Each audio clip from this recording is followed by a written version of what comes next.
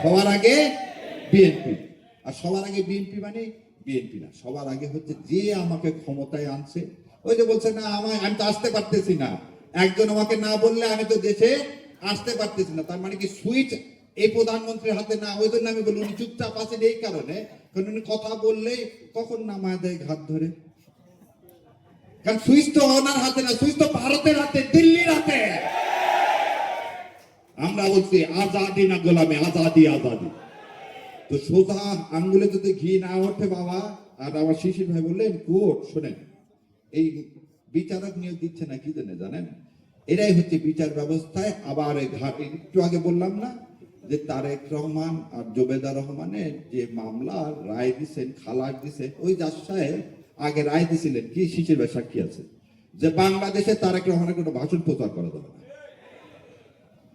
ওই জাজ সাহেব আবার দেখলাম বঙ্গভবনে তারেক রহমানের সাথে হ্যান্ডশেক করার জন্য দৌড়ায় আসতেছে। তো সেই বিচারের কাছে আপনি কি জুলাই সনদের পক্ষে পাবেন? অতএব এই জুলাই সনদ বাস্তবায়ন করার আগে রাজপথ ছাড়া আর কোনো পথ নাই।